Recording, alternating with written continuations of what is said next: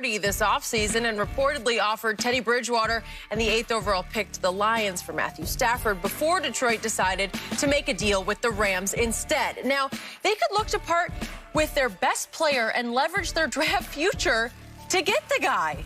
Shannon, is this too much or not enough to get Deshaun Watson here?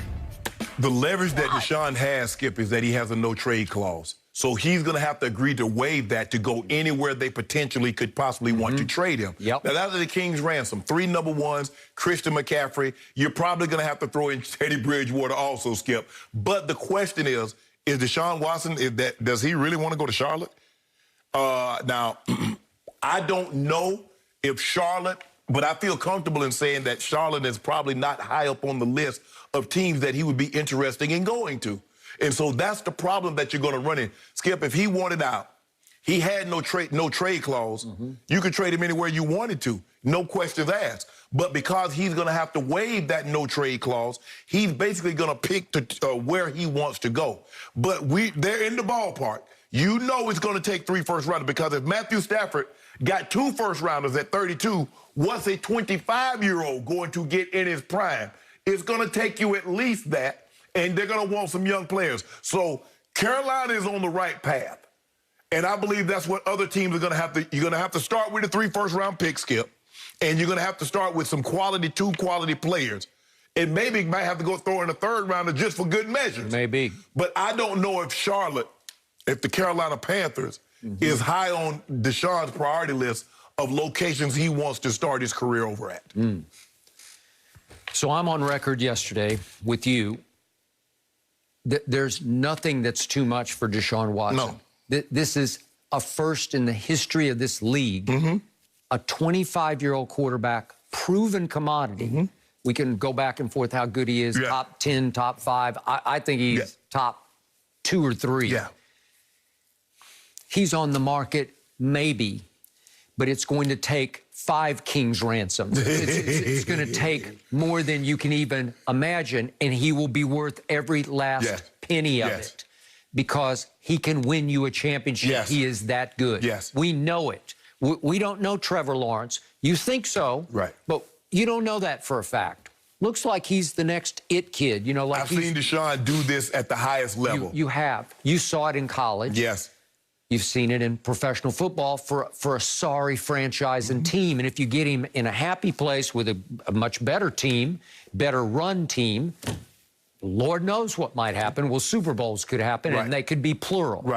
Okay. If he gets you one, it's worth it. Okay, so Carolina. Would he be at all intrigued about playing in the Carolinas? He played in South Carolina, at Clemson, obviously. Which is close, very close. Very close. He's from the South. He's from Gainesville, Georgia. Okay. Would that appeal to him a little bit? Maybe a little bit. But if I'm Deshaun, I'm thinking, well, wait a second. I'm undercutting myself because they're going to have to give so much for me. It's going to hurt my chances there. Because I'm not as big a Christian McCaffery fan as you are because you grew up, I mean, he grew up around you. You watched him grow up in the locker room, right? But I love him as a kid. We had him on at the Super Bowl a year ago, and he is top-rate, top-drawer. You know, his character is as high as you can get. He will give you every ounce of what he's got. He's going to get beat up because he's not quite big enough to carry the ball and catch the ball that many times. But still, he's a very good football player, proven commodity. Well, Deshaun would say, well, wait a second, I don't have him, you know, because he's going back for me. And I think that's one of the things, Skip, that you guard against. The Melo situation going to the Knicks. That's it. Melo thought, man, look, they got some great players. But to get you, they had to send all those players to the Nuggets. And so when you got it, you're like, well, what the heck? I thought. And then your whole draft future has gone back to Houston. So now you can't draft. So he's like, hold on. Y'all get, okay, now we get nothing in the draft coming for the next 3 years, and that's fine. And you take away my best weapon? Okay. So, Jets. Everybody says Jets. Okay. So, you're going to get back Sam Darnold. You were a fan of him before the draft. I was not. Does Houston really want Sam Darnold? I wouldn't. I don't think he would be your future. Okay? Well, you don't necessarily have to take Sam Darnold, but you could take Sam Darnold and then take that 2nd pick and go in a different direction. Or you could say, no, I want the 3 first-round pick, one of them which is the 2nd pick in this year's draft, and get Zach Wilson or get a guy that you want and move forward like that. So maybe, Skip, maybe you say, you know what?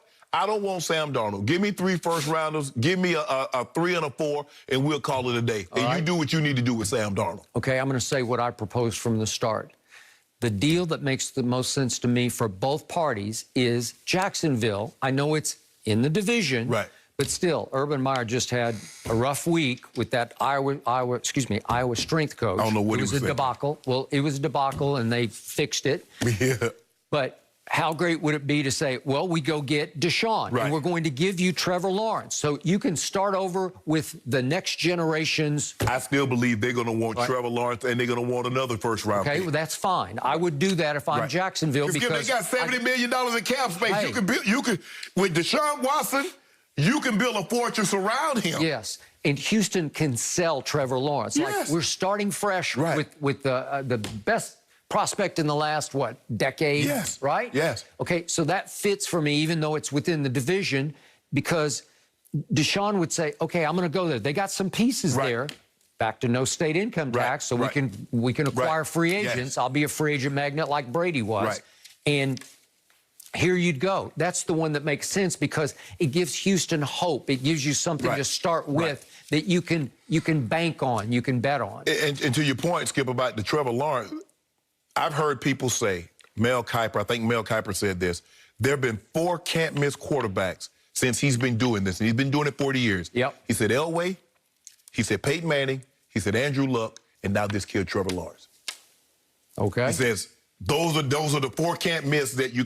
So if you get an opportunity, yes, I believe, but like I said, Skip, because he has that no trade, Deshaun wants to go play in Jacksonville. Okay, I don't know, but it's a deal that would work. Yeah.